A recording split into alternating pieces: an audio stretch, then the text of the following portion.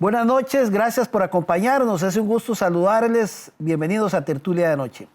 Hoy tenemos como invitado a Pedro Muñoz, precandidato a la presidencia de la República por el Partido Unidad Social Cristiana. El domingo es la convención interna del Partido Unidad, donde está Erwin Macís, Linet Saborío y Pedro Muñoz.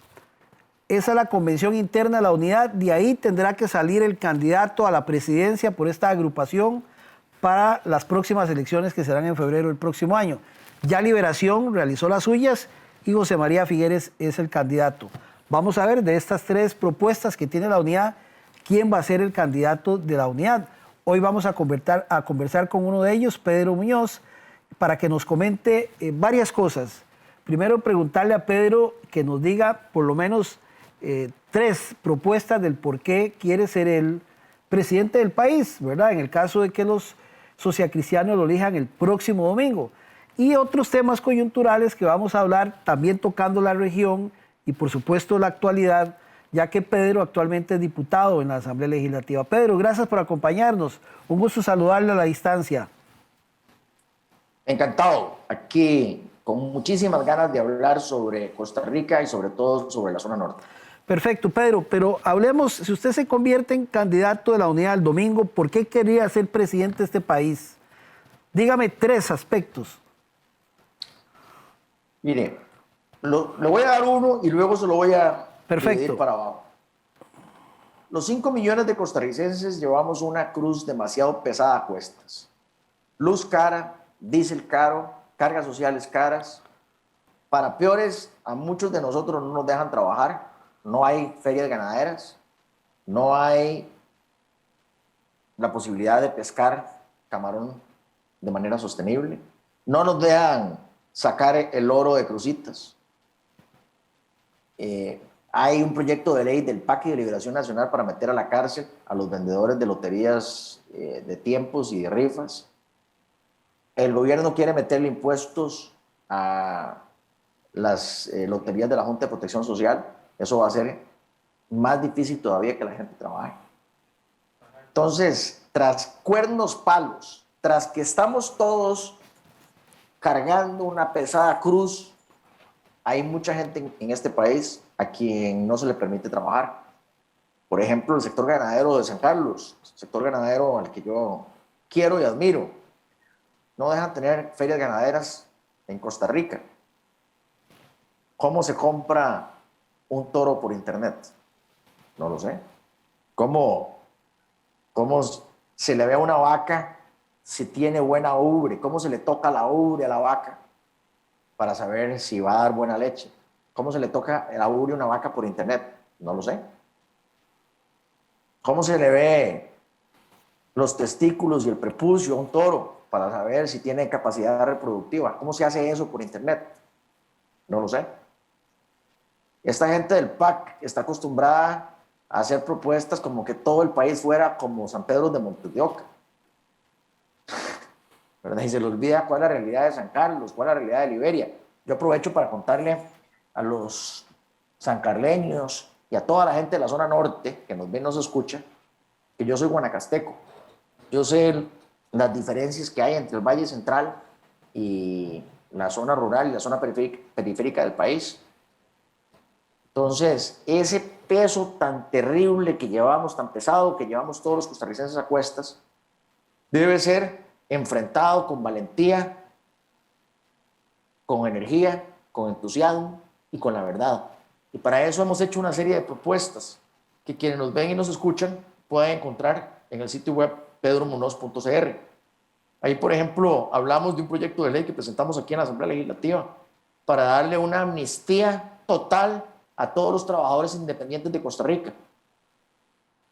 Si usted es agricultor, si usted es taxista, si usted es costurera, si usted es periodista independiente, si usted es un vendedor de lotería, si usted es un vendedor de tiempos y usted no tiene seguro y no puede acercarse a la Caja Costarricense de Seguro Social porque ahí lo están esperando para cobrarle 14 años para atrás, más multas, más intereses. Bueno, yo le tengo una excelente noticia.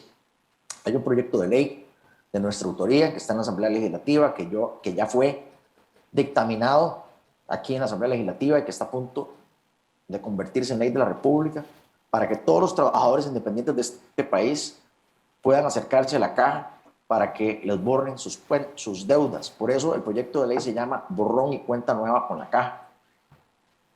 Ahí tiene una propuesta. Si usted es agricultor o si usted anda en bus, también le tengo una buena noticia. He presentado un proyecto de ley para bajar el precio del diésel. Si usted es agricultor y está pagando el diésel más caro de Centroamérica, mi propuesta es bajar el impuesto al diésel en una tercera parte. Eso le va a permitir a usted, agricultor, sembrar más terreno, contratar a alguien más, comprar más semilla, comprar mejor semilla, comprar mejores agroquímicos. Hoy en día, si usted es un agricultor y usted va a la bomba a echarle diésel al chapulín, ese chapulín no se ha movido de la bomba a la finca, ese chapulín no ha arado el terreno, la semilla no se ha sembrado, la planta no ha germinado, la planta no ha echado frutos, los frutos no se han vendido, los frutos no se han pagado, ella usted pagó ese injusto impuesto a los combustibles.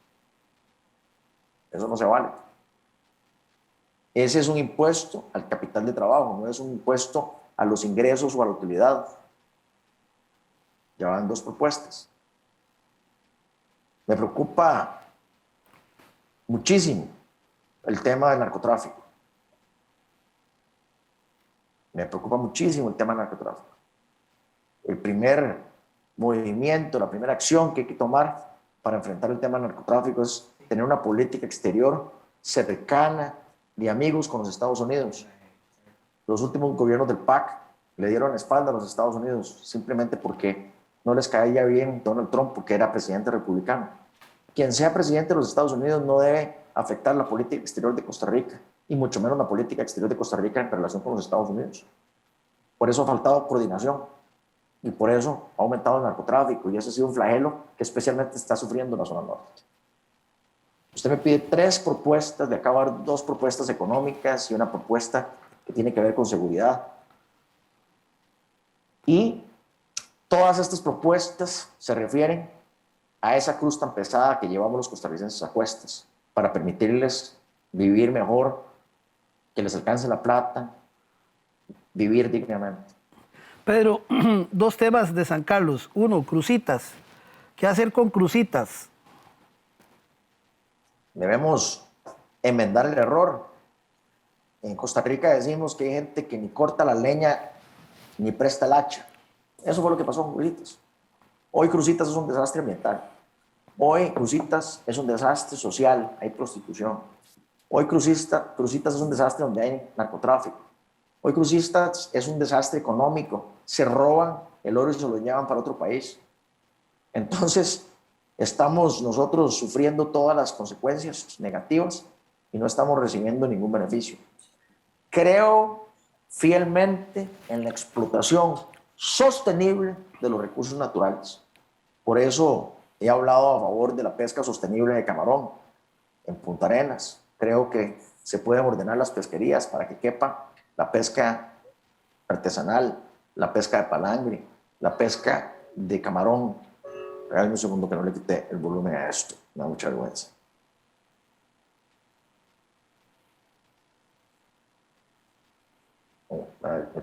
Siempre regaño a todo el mundo para que quitan el volumen y ahora no lo hice yo. Ahí está.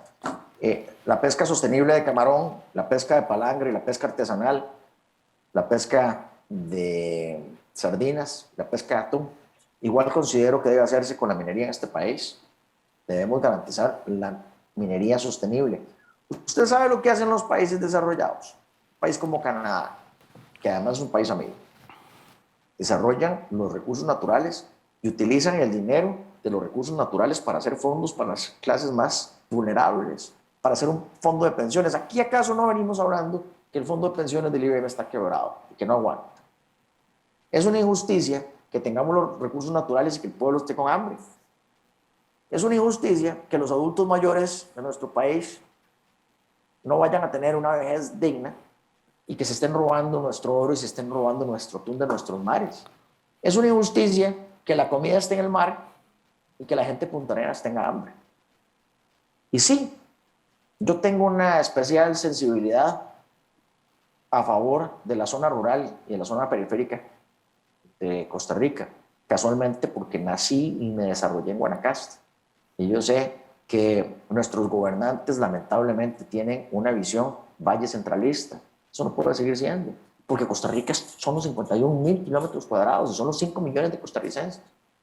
Y para peores, hemos tenido a un Partido de Acción Ciudadana que ha ganado las últimas 2 elecciones, pero que ha perdido en la periferia del país. ¿Y sabe lo que ha hecho el PAC? Se ha sacado el clavo por la gente que no votó. El PAC está pensando sobre todo en la gente de San Pedro, como ya dije. Toda esta política de manejo de la pandemia, de quédate en la casa, es para la clase burocrática de Costa Rica, la clase que puede trabajar frente a una computadora, en una oficina con aire acondicionado. Pero el ganadero sancarleño y el pescador puntarenense y el operador turístico de la fortuna,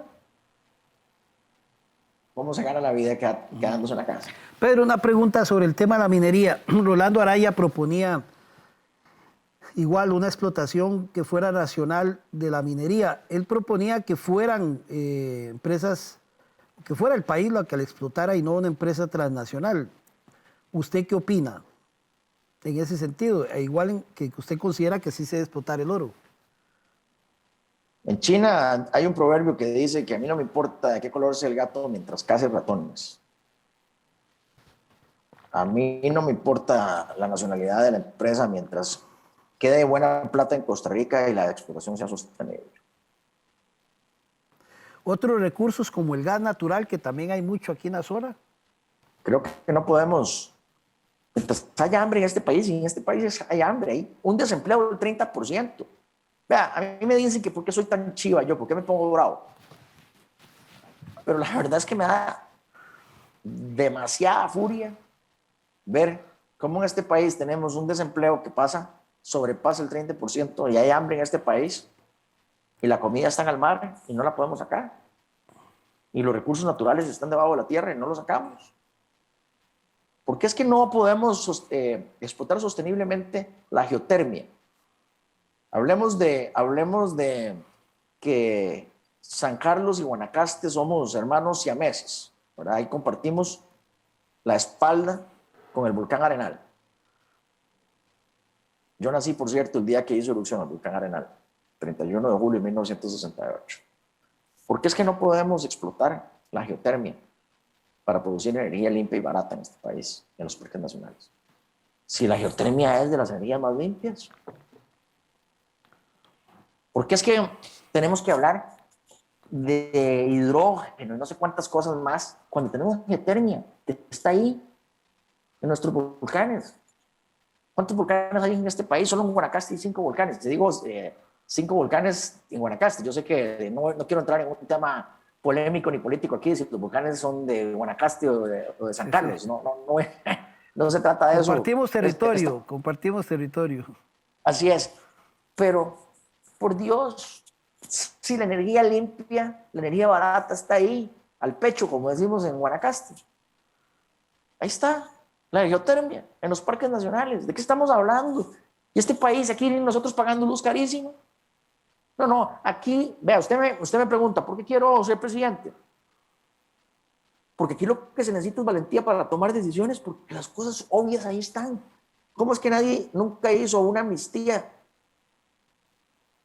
en la caja? Porque nadie tuvo la valentía para venir a plantearlo y defenderlo. ¿Por qué es que aquí entonces estamos nosotros esclavizados, condenados a pagar luz cara cuando tenemos geotermia ahí que es limpia y barata? ¿Por qué es que hay hambre en Punta Arenas si la comida está en el mar? ¿Por qué fue que los costarricenses no fuimos a defender a los sanjaleños cuando los comunistas, hay que decir, los comunistas de liberación y el PAC, ¿se acuerdan? Que hicieron aquel partido político con Edgardo Araya y todos los demás. ¿Se acuerdan? Y pararon crucitas, y pararon el desarrollo, y nos dejamos. Entonces después a mí me dicen que por qué es que yo soy tan bravo. No, al contrario. Yo lo que a veces no entiendo es por qué somos tan dejados nosotros en Costa Rica. Usted me pregunta por qué quiero ser presidente. Porque tengo la energía, la fortaleza y la valentía para echar adelante lo que es lógico, lo que tiene sentido común. Pero Eso es lo que este país necesita. hay un tema que tiene que ver con impuestos, que es lo que en general también preocupa a un sector de los costarricenses. Máximo con lo que estamos viviendo hoy en día con el tema de la cochinilla, pero dejemos eso por aparte. Impuestos en los combustibles, ¿verdad? Una cosa es el precio del combustible, aquí otra en Panamá, y los impuestos que tienen los combustibles en el país. Este,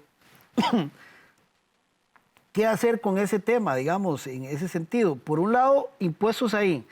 Y por otro lado, se quieren aplicar más impuestos. Por ejemplo, aplicarle más impuestos al sector cooperativo, aplicarle más impuestos a otra serie de sectores que son de la economía social y que también tienen cierta participación, aportando recursos importantes al Producto Interno Bruto del país. En fin, eso ha sido como la comidilla siempre de los gobiernos, de que es Costa Rica se pagan menos impuestos, de que los pobres no pagan los impuestos y tienen que seguir pagando impuestos, que ya los ricos pagaron impuestos. En fin, de ese tema, ¿qué opina usted? No más impuestos y bajar los impuestos a la producción y el consumo. No más impuestos significa no más impuestos. Un buen socialcristiano no puede decir no más impuestos y después ponerle punto y coma a esa frase y decir sí impuestos a las cooperativas. No más impuestos significa no más impuestos a las zonas francas y no más impuestos a las cooperativas. Pero también tenemos que bajar el impuesto al diésel, también tenemos que bajar las cargas sociales. Eso es prioritario. No más impuestos y bajar los impuestos a la producción y al consumo.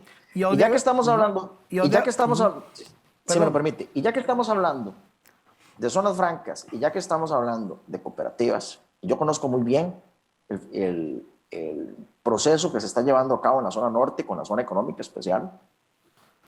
Mi propuesta es utilizar la capacidad de articulación del presidente de la República. Como presidente de la República, pienso llevar de la mano a las cooperativas, de la mano con las asociaciones de desarrollo, de la mano con las zonas francas, ponerlas a trabajar en conjunto. Que las asociaciones de desarrollo y las cooperativas sean quien guíen a las zonas francas para ir a la zona rural. Eso es lo que necesitamos en este país. Y pienso utilizar mi poder como presidente de la República, mi liderazgo como presidente de la República, para sentar a las cooperativas, sentar a las zonas francas, sentar a las asociaciones de desarrollo para poder llevar prosperidad a todos los costarricenses del área rural. ¿Y dónde tomar, si bajamos los impuestos aquí, el ingreso que ocupa el país para seguir financiando escuelas, seguridad, en fin? Porque por un lado se quita, pero por otro hay que meterle ingresos. En el corto plazo, yo propongo también renegociar la deuda, la deuda pública. Eso nos va a bajar lo que se paga en intereses. Es un montón de plata. Actualmente Costa Rica debe 42.000 millones de dólares a una tasa promedio del 7%. Mi primer propuesta es hacer una renegociación de la deuda. Eso nos va a dar oxígeno en el corto plazo. Una vez que se bajan los impuestos, lo que se produce es una recuperación económica y con la recuperación económica se pagan más impuestos de ventas, más impuestos de valor agregado y más impuestos sobre la renta. Entonces, la propuesta de renegociación de la deuda va de la mano con la propuesta de bajar impuestos. La renegociación de la deuda nos da oxígeno en el corto plazo, bajar los impuestos nos da oxígeno en el mediano y en el largo plazo. Si usted estuviera en la presidencia, ¿hubiera solicitado el préstamo del Fondo Monetario Internacional? Sí, pero no lo hubiera solicitado con las condiciones ofrecidas por el gobierno, que es más impuestos básicamente, sino que más bien lo hubiera solicitado para, por ejemplo, hacer la renegociación de la deuda interna. El dinero del Fondo Monetario Internacional yo lo hubiera utilizado, valga la redundancia, para hacer un fondo que me permita renegociar la deuda. ¿Y usted, diputado, se lo hicieron saber a Carlos Alvarado? De todas las maneras posibles. Lo que pasa es que el presidente de la República no escucha. El 3 de agosto de hace un año, el 3 de agosto del año pasado, interpelamos al ministro de Hacienda aquí en la Asamblea Legislativa y yo le pregunté al ministro de Hacienda, ¿usted está haciendo algo para renegociar la deuda? Me dijo que no. A la fecha no se ha hecho absolutamente nada. Todos estos temas relativos a la reactivación económica son temas que nosotros, incluyendo el tema de la renegociación de la deuda, son temas que nosotros le hemos venido insistiendo al presidente de la República por escrito, en discursos, de todas las maneras posibles. Lo que pasa es que el presidente de la República está más listo para que llegue el 8 de mayo que para hacer lo que corresponde. Él quiere lavarse las manos y dejarle el churuco al próximo gobierno. Pero por eso desde ya nosotros estamos planteando con claridad cuáles son las cosas que tienen que estarse haciendo hoy y cuáles son las que se van a tener que hacer más adelante, para que quede absolutamente claro cuál es el trabajo que el presidente de la República va a dejar sin hacer, porque lamentablemente hay mucho trabajo que este presidente ya dejó de hacer. Vamos a ir a una pausa comercial y ya regresamos para continuar conversando con Pedro Muñoz, precandidato presidencial del Partido Unidad Social Cristiana. Como dijimos al inicio, Pedro está participando en el proceso interno de la unidad. El domingo son sus elecciones y por lo tanto los socialcristianos tendrán que elegir en 3 opciones. Una de Sergio Macís, la otra de Linet Saborío y Pedro Muñoz, con quien estamos conversando en esta tertulia de noche. Ya regresamos para seguir conversando con él sobre diversos temas de coyuntura nacional. Regresamos con tertulia de noche.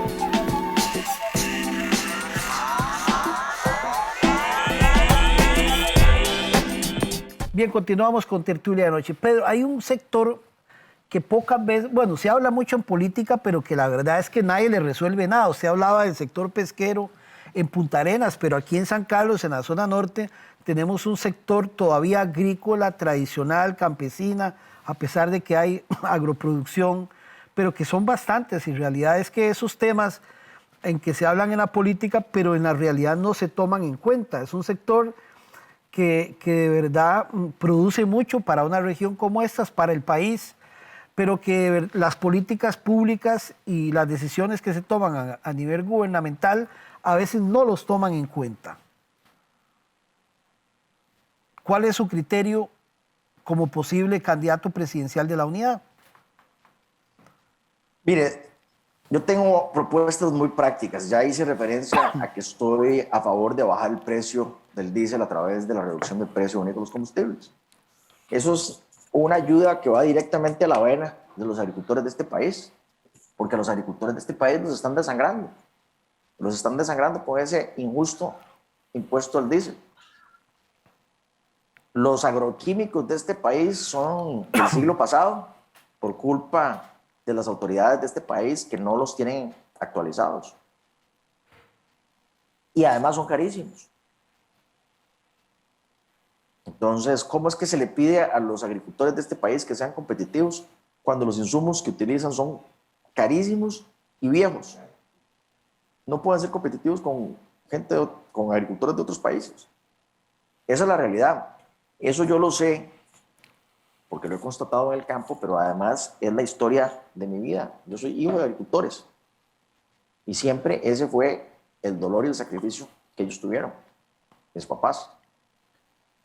Y sé que ese es el dolor y sacrificio que todavía los agricultores de hoy en día están sufriendo. Entonces, a los agricultores yo les digo, tengo absoluta claridad de lo que hay que hacer. Para que ustedes puedan sobrevivir, necesitamos bajar el precio de los insumos. Eso incluye el diésel, incluye los agroquímicos y también incluye el tema de las altísimas tasas de interés que están pagando. No hay manera que un agricultor salga con esa estructura de costos.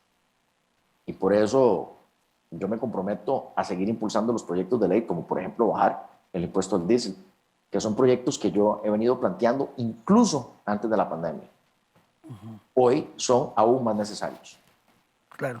Pero hay un tema que es político, que repercute básicamente en las elecciones y que cada vez lo constatamos más y va en incremento, que es el descontento de la ciudadanía por la política, la participación, que esos son los grandes retos que creo que tienen todos los partidos, tratar de arrimar la mayor cantidad de gente posible para tomar una decisión que defina quién va a tomar las riendas de este país.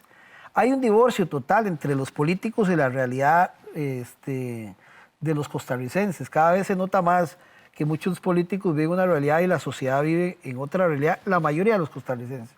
Hemos tenido una presidencia, premios Nobel de la Paz, técnicos como Miguel Ángel Rodríguez, economistas, hemos tenido, en fin, hemos tenido de todo, hasta don Abel Pacheco, entre toda esa gama.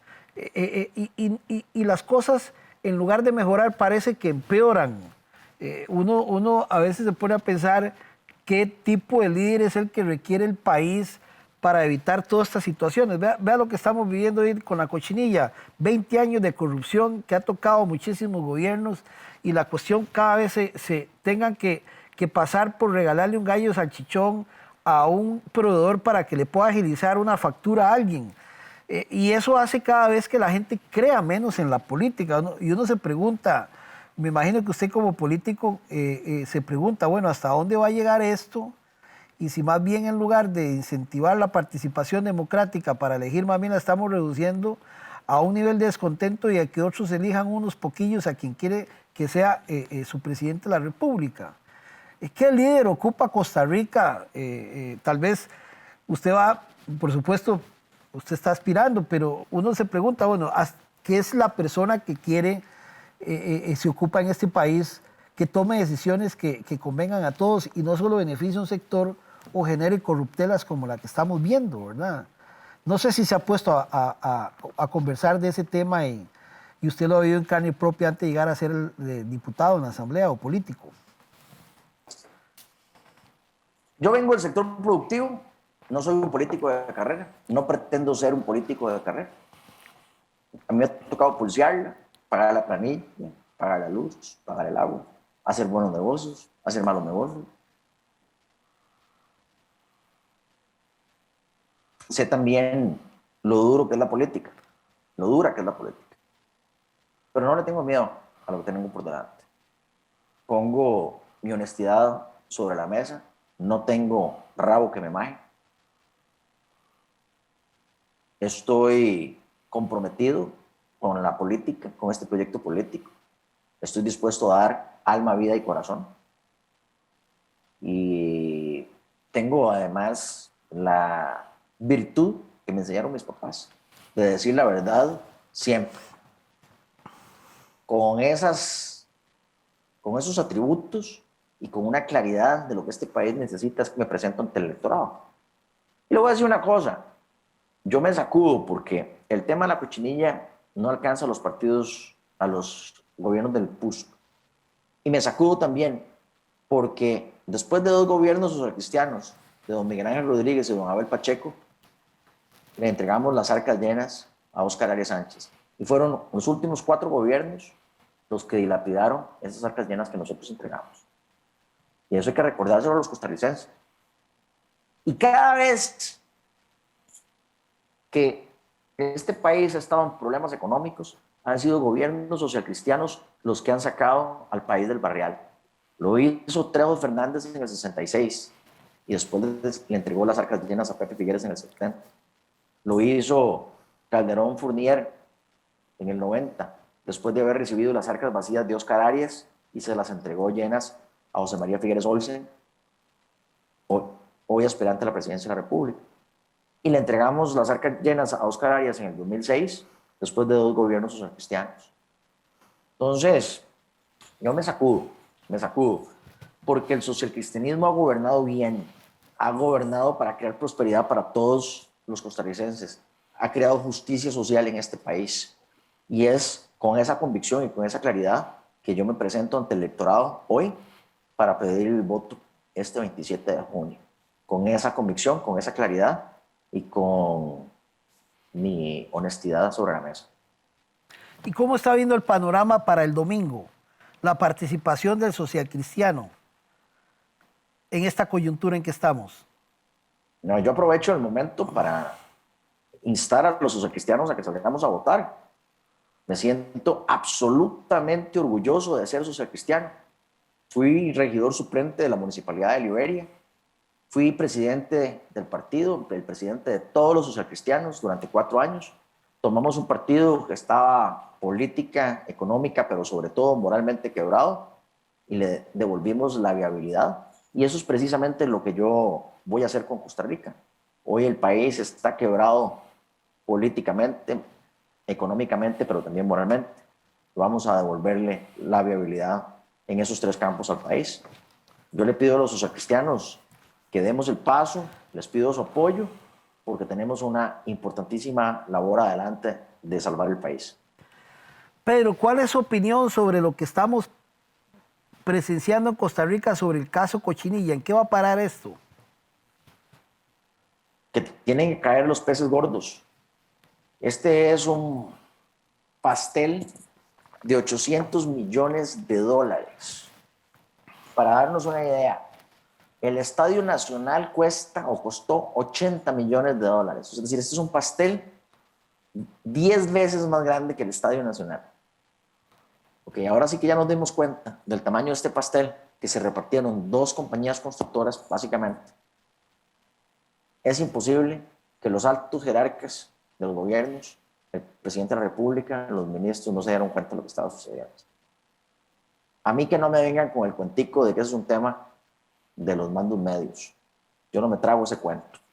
Ese es un tema de las altas autoridades jerárquicas de este país. A mí me parece que la prensa le ha dado una cobertura muy básica al tema. Se ha ido más por el gallo de salchichón, por las conversaciones telefónicas de los bares, de las cantinas, de déjeme plata en la casa. Pero arriba, lo que vos decís tiene muchísimo sentido. No hemos podido ver, porque en alguna medida se quiso como quitar a Méndez Mata el panorama.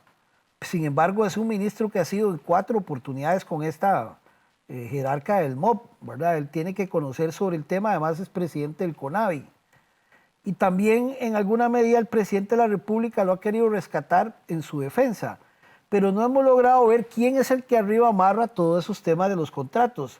Se quiso enfocar un poco un asesor presidencial, renunció y el tema murió ahí. Seguimos los costarricenses distraídos con el tema del gallo salchichón y la carne asada. Pero esos peces gordos, no sé si es que financian campañas políticas o en qué círculos están incluidos, que no logramos estar, aunque 2 de ellos de las empresas están detenidos. Faltan los peces gordos políticos. Agarraron a los peces gordos de las empresas, pero faltan los peces gordos de la política.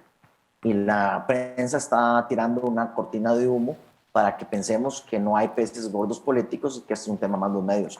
Pero para eso estamos aquí los diputados de oposición, para decir las cosas claramente, como lo estoy diciendo en este momento. Y muchas gracias por la oportunidad que me das de decir. Pues. Claro, usted reparte la responsabilidad entre el PAC y Liberación. Sí, señor. Totalmente. O sea, también habría que ir a preguntarles a los liberacionistas sobre el tema. A Laura Chinchilla, Oscar Arias tienen que saber del caso. Creo que en el tema económico y en el tema moral, los últimos 4 gobiernos son los responsables de la debacle. Y eso es lo que pasa cuando el PUSC no está en el gobierno. Todo se embarriala y todo se va para el guindo. Pero también no solo hemos visto eso, vimos diputados también, hasta de su mismo partido, involucrados en asuntos del narcotráfico. ¿En cuánto ha penetrado realmente el narcotráfico a la vida pública nacional? No solamente en la Asamblea o en la política, sino también en la misma justicia, digamos, que eso hace en alguna medida que la gente ya no crea ni en una cosa ni en la otra, y que repercute, por supuesto, en toda una participación política.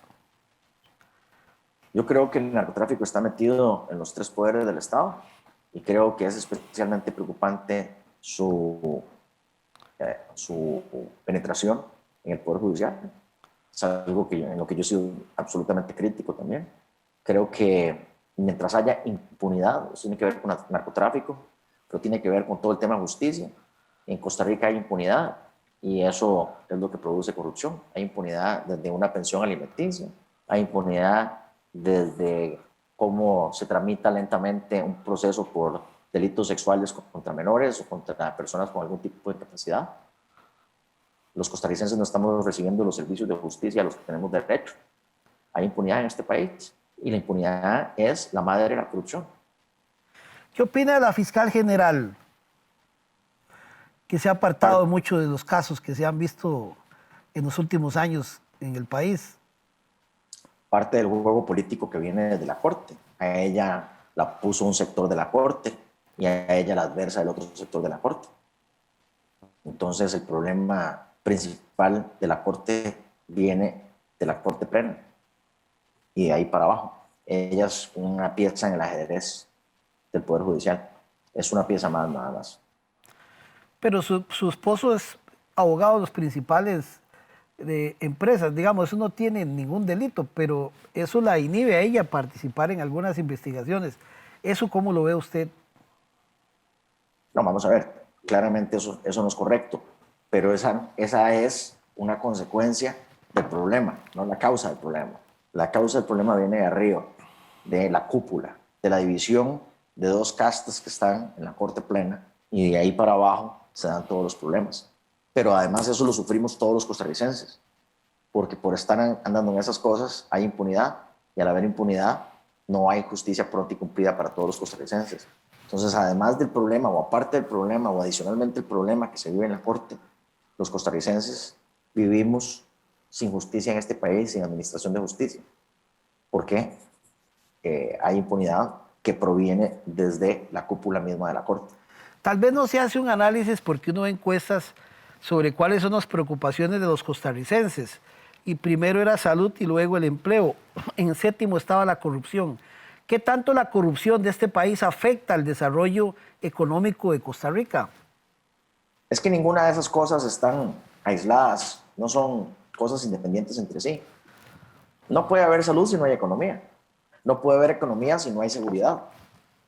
No hay economía si hay narcotráfico. Es decir, los problemas están todos amarrados entre sí y le corresponde al presidente de la República darle una solución integral. Y después tampoco es que los problemas se resuelven solo desde un poder del Estado, pero sí le corresponde al Poder Ejecutivo articular con el Poder Judicial y con la Asamblea Legislativa para buscar las soluciones en un sistema presidencialista como el que tiene Costa Rica. Claro. ¿Usted ha visto que o ha sentido que Carlos Alvarado se quiere quitar los tiros de todo esto? ¿Lo ha sentido? Lo hemos sentido todos los costarricenses. Por eso insisto que es un tema de responsabilidad y sobre todo insisto que es un tema de liderazgo. Y por eso lo que se necesita es que el próximo presidente de la República tenga el liderazgo para tomar las decisiones que se requieren en este país. ¿Qué recuerdo va a tener usted una vez que deje la Asamblea Legislativa de este gobierno, Pedro? No tanto del gobierno, de la gente que quedó abandonada, de la gente que quedó en el camino, de la gente que quedó arrodillada, de la gente que quedó arrodillada sangrando, de la gente que tiene hambre, de la gente que no puede trabajar. Yo el gobierno quisiera olvidarlo como quien trata de olvidar una mala pesadilla, pero lo que no podemos olvidar es el sufrimiento de los costarricenses, gente que quiere trabajar y que no la deja. Eso no se puede olvidar. Entonces lo que no puedo olvidar yo es el sufrimiento de los costarricenses. Ese sufrimiento lo hemos padecido mucho por estos temas del COVID. ¿Hasta cuándo nos van a ir a quitar todo este tema de las restricciones? En fin, es algo que realmente es necesario en el país, tanto. ¿Usted qué opina? Mire, la solución no pasaba por un solo tema de las restricciones o no. Yo creo que no se manejó bien el tema de las vacunas, creo que no se manejó bien el tema de las mascarillas, creo que no se manejó bien el tema de las pruebas PCR, no se manejó bien el tema de las pruebas rápidas y creo que tampoco se manejó bien el tema de la restricción. Creo que ha sido un combo de desastres y de malas decisiones. Entonces no podemos ver solo el tema de las restricciones, tenemos que verlo todo en conjunto. Y creo que todo en conjunto ha sido un desastre. Claro. Pero hábleme de la convención del domingo. ¿Cómo se están preparando para el domingo? Mire, nos estamos preparando con mucho entusiasmo en todo el país. Las propuestas están claras. Yo quiero invitar a todos los socialcristianos no solamente que vayan a votar, sino que revisen nuestras propuestas, a las que hemos denominado las propuestas de Pedro. Las pueden encontrar en pedromunoz.cr. Quiero decirles a todos los costarricenses que estamos claros de que están sufriendo, pero que también estamos claros de cuál es la solución a sus sufrimientos, que tenemos la entereza, la fuerza, la valentía para comprarnos las broncas y los pleitos que son necesarios para sacar el país adelante. Y por eso les pido su voto y les digo, tenemos toda la posibilidad de sacar el país adelante y que Costa Rica puede más. Pero, ese es el mensaje con claridad y con tranquilidad, que hoy estamos a media semana, estamos 4 o 5 días de las elecciones. Claro. Y con toda tranquilidad les decimos a los costarricenses, no desmayen, no desmayen. Aquí estamos, aquí vienen las soluciones. Ya falta menos para que se acabe el gobierno del PAC y ya falta menos para que vengamos nosotros a poner orden y justicia, que es lo que este país necesita para que la prosperidad regrese a todos los costarricenses. ¿Cuánta votación esperan el domingo? Miren, no me atrevo a dar un número. Las condiciones son muy especiales, está la pandemia, es un horario restringido, pero aprovecho para pedirle a todos los costarricenses que se apersonen a votar, porque este es un tema Costa Rica, este es un tema que trasciende al socialcristianismo, es un tema Costa Rica. Y en esta convención es una convención abierta y todos están invitados a votar. ¿Creen que van a superar o no a Liberación en su votación? No, definitivamente no vamos a superar a la votación que dice Liberación que tuvieron. Esos son otros imperos. ¿Por qué? ¿Cuál tuvieron? Yo no sé, pero ellos están diciendo que fueron 400,000. 430 y pico mil de votos. Exactamente. ¿Cree que le ayudaron algunos partidos a Liberación? No me atrevo a decir una cosa ni la otra, pero no, yo no creo que superemos la votación que ellos dicen que sacaron. Ok. Pedro, bueno, usted está junto con 2 socialcristianos más y es importante decir, y algunos se está pensando y tal vez alguno no lo conozca, ¿por qué hay que votar por Pedro y no por Linet o por Edwin Macís? ¿Qué especial tiene Pedro Muñoz? No, yo voy a pedirles el voto por las condiciones mías, no las hago en relación con ellos. Eso no sería justo con compañeros del partido que están presentando su nombre en buena lid. Yo quiero decirles que ustedes me conocen después de mi trabajo legislativo, de que soy una persona que dice la verdad y que se compra las broncas. Me conocen a través de mis propuestas, saben que no miento. Ustedes quieren un presidente de la República con esas condiciones, que se compre las broncas, que sea directo, que sea valiente, que tiene propuestas lógicas que van a sacar el país adelante. Estoy para servirles. ¿Qué pasa desde esa condición? Ya para ir terminando, ¿qué pasa si el domingo Pedro no sale victorioso? ¿Se va a juntar con cualquiera que gane de la convención interna o eso hay que esperar? No, hay que esperar. Después del 27 hay que tomar, pase lo que pase, tenemos que sentarnos a hablar, doña Linet, Erwin y yo, para tomar decisiones. Yo no creo en los cheques en blanco, no creo en las decisiones en automático. Hay que dejar que las cosas se reposen. Por supuesto hay que hablar y luego con una mente reposada tomaremos decisiones. Claro. Pedro, muchas gracias. ¿Algún mensaje final para los oyentes y televidentes de la zona norte y el país?